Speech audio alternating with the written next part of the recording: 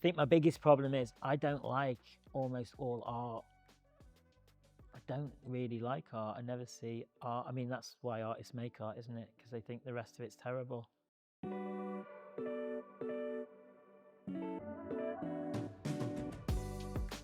Welcome to my studio. It's an old sports centre from 1980. This is the packing room. That's Paul and Emily arguing. This is where everybody sits and does their administration across the nation. This is the best room in the studio, probably. This is the fire. We didn't always have heating. I always thought when I was younger that if I could have central heating in my studio, that would be a sign that I'd made it. But we only got central heating about 6 months ago. It's always the last thing on the list. So I think it's important for artists to have cold brains because they're more efficient. This is Wendy. Wendy, can you go on video? Oh, you look lovely. That's Wendy. Wendy's our mum. She takes care of everybody. There's also a big storage upstairs that I've only been in once, which is probably good because if I knew how much unsold crap art and broken things there were, it'd probably stress me out even more than now. Do you remember at art school there's always a shop where you go and buy a Sharpie or a ball of string and some acrylic paint? It's like that, but it's a contemporary, more kind of conceptual arts school shop. Tools and materials for the imagination. So after 8 minutes, beer, cards, drug test, egg, fire starter, gorilla tape, holy Bible, ice pack, jock strap, Kronos, Lego, mousetrap, super noodles, ostrich feather, Pop-Tarts, Quaker oats, blah blah blah blah blah blah blah, thong, Japanese male masturbation tool, whiskey, Christmas, Xmas, yo-yo, zinc, hash, question mark, exclamation mark, pound symbol.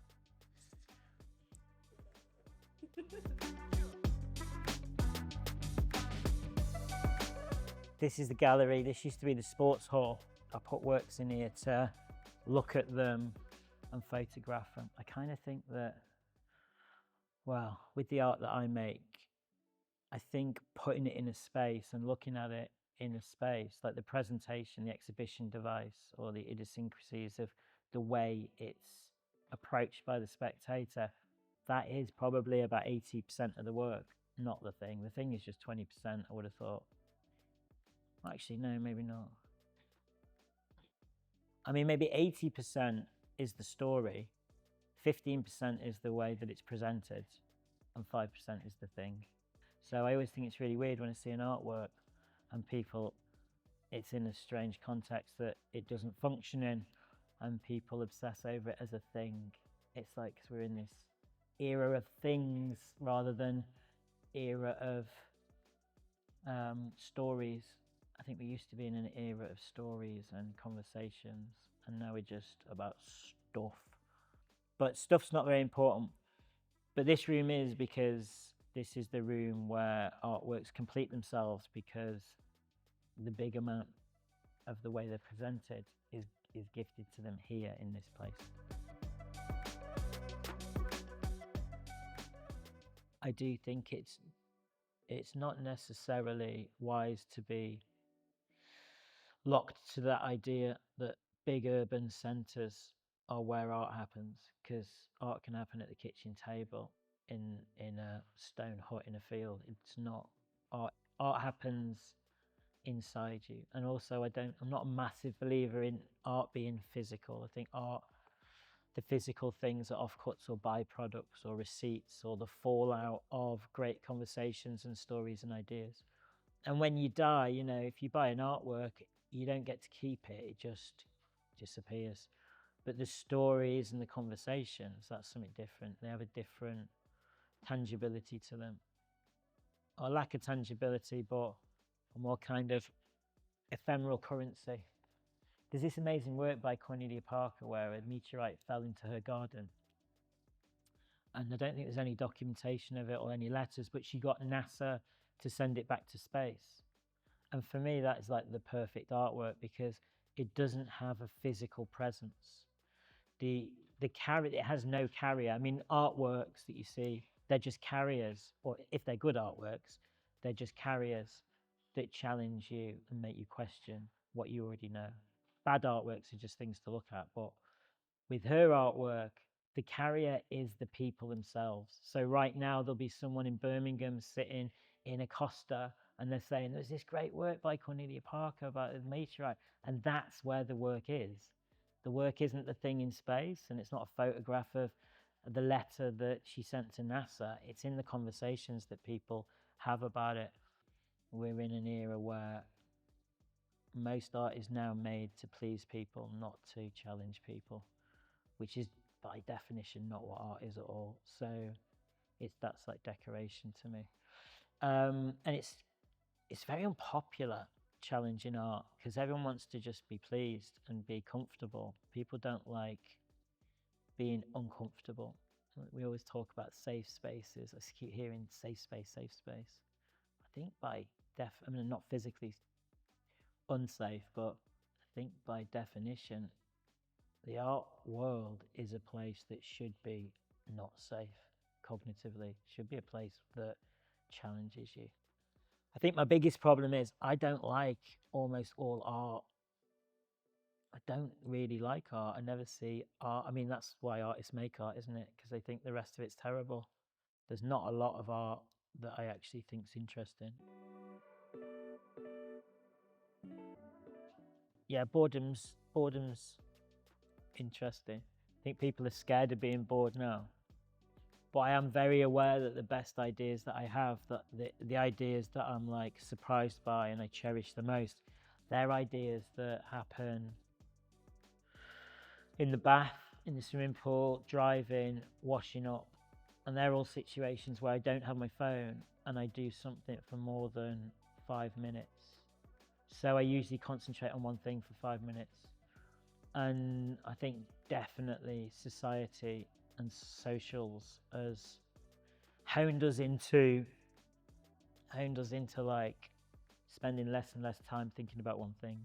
It's like constant distraction followed by distraction followed by distraction. So we never really get anywhere. It's very miserable, but I have this weird suspicion that humans have reached their pinnacle of cognitive evolution. Late 70s, I think, human evolution peaked, and now we're just turning to mush. Mistake making is something that we have over machines. Asking questions rather than learning answers is something that we have over machines. Happenstance and chance, serendipity and emotion.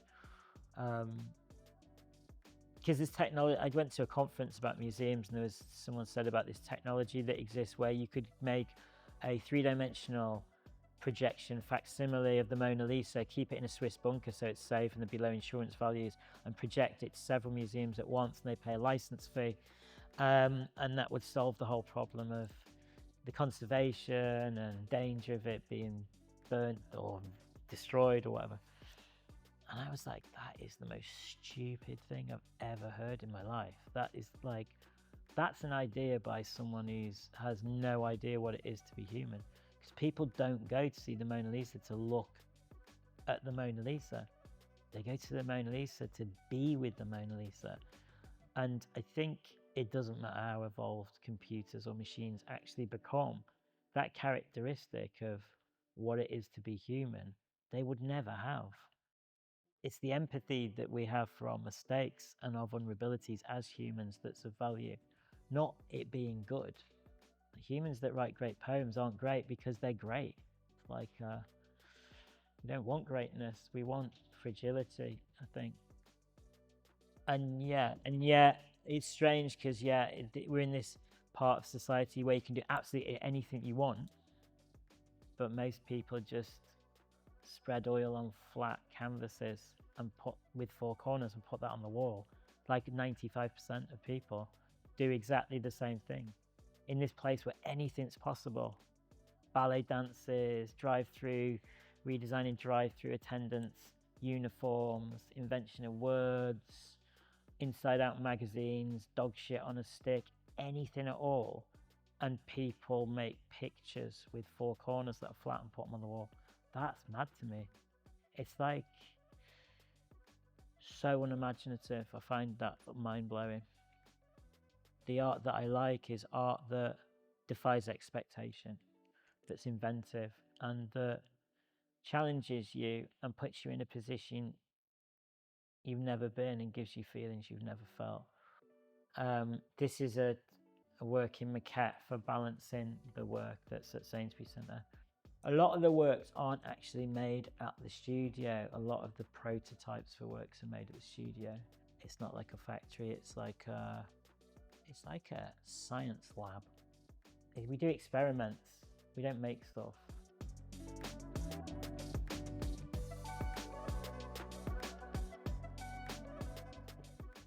This is the recording studio. In the work itself, there's a lot of voice component narration because the work's basically, a lot of it's storytelling. And when people at the studio are having a big row on the phone, they come in here because you can shut the door and shout. It's also good to talk to your counsellor when you're crying. This is the atelier. We're gutting a mouse. Yeah. Gutting a mouse, skinning a mouse. So this is like, I think you're doing animatronics, I would have thought. These are little mice skins. No. Hello. They're working on animatronics. So this is like the hardware that runs the animatronic animals, and there's all different types, but because they're quite technical, they need sort of constant care and attention and servicing. So I think that's what they're doing there. I don't know if it works. It's too complicated for me. This is my office. I use it physically. There's like ideas, starting points, catalysts all over the walls.